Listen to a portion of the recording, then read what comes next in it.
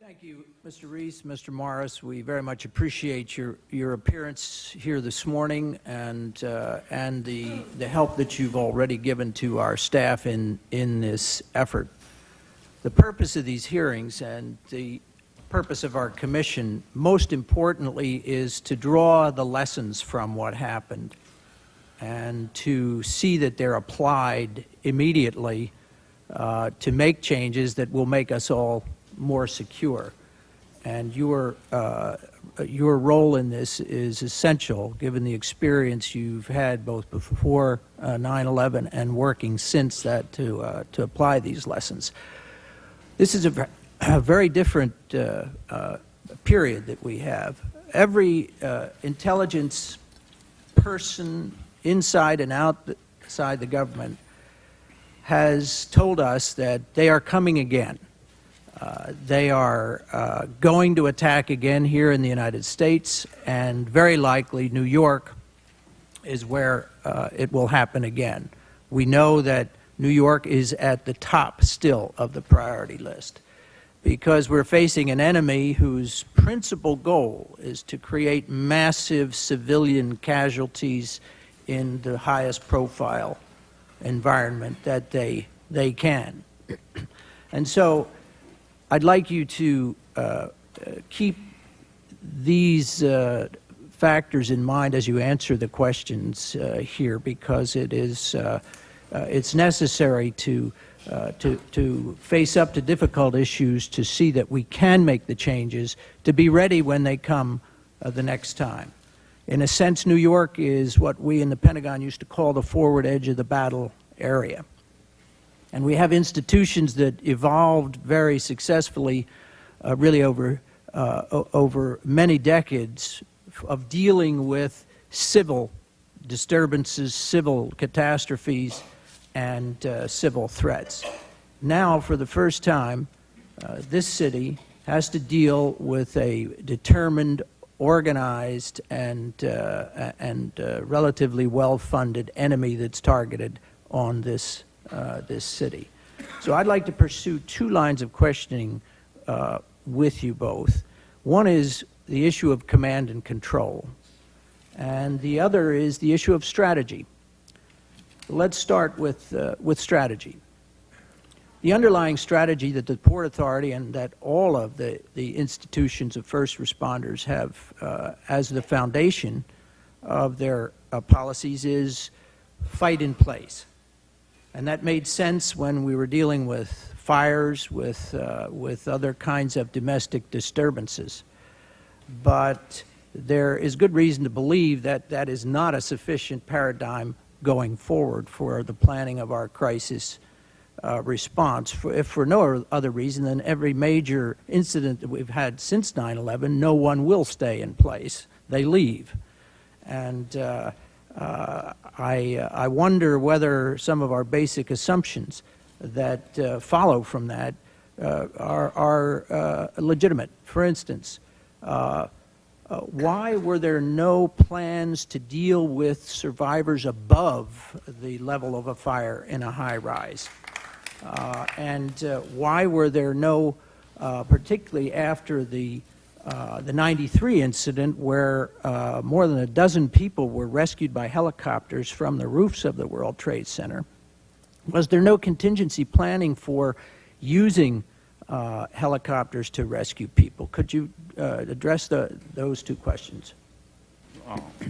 I'll start. Thank you, Commissioner. Let's take the last one first. On the helicopter rescues, the Port Authority Fire Safety Director attended a number of meetings between the New York City Police Department and the New York City Fire Department subsequent to the 1993 incident. And there was a lot of discussion about having a rooftop rescue protocol at that time, but the end result of those two emergency agencies was that rooftop rescue was not practical in a major emergency.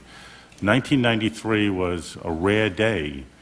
Normally the rooftop of the World Trade Center, 1,368 feet up in the air, always had strong winds blowing across it. That day in 93, it was a snowy day and there were no winds, and somehow amazingly the helicopter pilots from New York City were able to land. They rappelled down, from what I understand, and knocked away a lot of the land mobile whip antennas that clutter the entire roof of one. The roof of One World Trade Center was basically an antenna farm. Every 3 or 4 feet, there was another whip antenna sticking up, besides the 360-foot TV mast and 2 60-foot auxiliary TV masts. The roof of 2 was a little less cluttered, but it still had an outside promenade deck and the Port Authority's 800 megahertz radio system, U.S. Coast Guard antennas, and FM broadcasters. And basically, we didn't have this protocol because we don't have the assets to remove people from the roof. So I accept the staff's report that we did not tell people that the roof was not a viable option.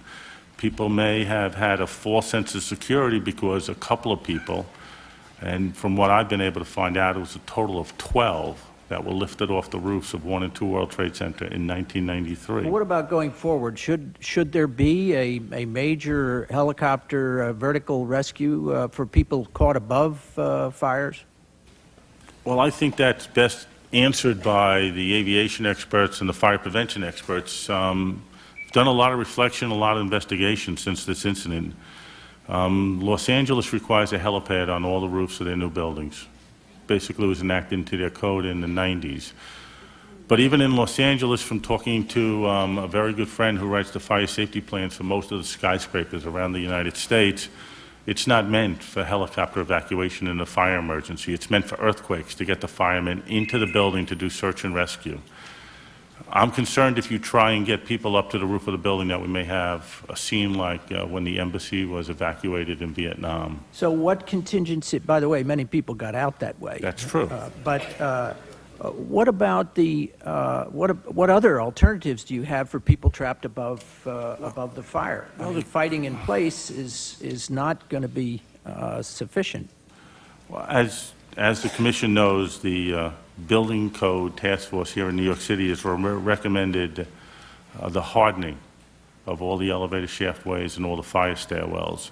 I don't know that you can fully protect against a major bomb, or God forbid if the new Airbus A380 ever attacks a building. What we followed was the protocol from the fire department of the city of New York that day. The floor wardens were told that if the stairways servicing the fire floor were compromised or they were unusual to fire or smoke, they could use the elevators in accordance with a very strict procedure. If they didn't service the fire floor, they could use those elevators. But we know that the elevators were also compromised and all knocked out. This was such an incredible event. We believe, though we don't know, that a lot of the elevators were knocked out because the building moved in excess of 10 feet, and we think that caused most of the safeties on the elevators to drop underneath. These safety devices that are meant in case an elevator rope breaks or something, that these shoes dropped and locked all the elevators in place. So the elevators were not able to be used. I don't have a lot of good answers. If you had another attack on the World Trade Center like this, what would you do if all the stairwells are compromised? The helicopters can only handle a few people at a time, even if they were able to land, and we heard the brave pilots on the tape earlier. I don't know how many people would get up. Well, the Port Authority operates perhaps the most likely lucrative targets for the next attack from all reports we have. Are you satisfied, and I ask this of both of you gentlemen, with the lessons learned that are being applied to deal with, which I still assume is defend in place rather than evacuation, and in the airline terminals, in the tunnels, in the bus terminals? What has been changed that doesn't lead us to think the same chaos will ensue? For instance, we're told that Mr. Rescorla, who died, the Morgan Stanley security agent, had bitter differences with the Port Authority's policy of defend in place, and let the Port Authority know this in advance of the 9/11. And he, of course, disregarded totally the instructions to stay in place and evacuated virtually everyone in Morgan Stanley. And then following that, what disturbs us is to learn that less than a year ago, Morgan Stanley, in its new headquarters in Times Square, wanted to evacuate, to have a practice drill to evacuate rather than defend in place. and they had every obstacle put in. They were denied permission. They finally, after 3 months of trying, were able to get permission to do it only after they agreed to pay for the insurance for the building. This does not sound like applying lessons learned. Well, Commissioner, I can't speak for Morgan Stanley's current landlord, but I think you've hit on a very important point on the lessons learned. The model codes that are used throughout the country, not only in New York City, but Chicago and Los Angeles and other major target cities, they haven't changed. They don't recognize the paradigm shift that took place that you spoke about, that this defend in place, the order to only evacuate the fire floors and a couple of floors below, everyone is going to leave that building. No one is going to listen to a fire safety director making an announcement that says, stay and let the other people evacuate first.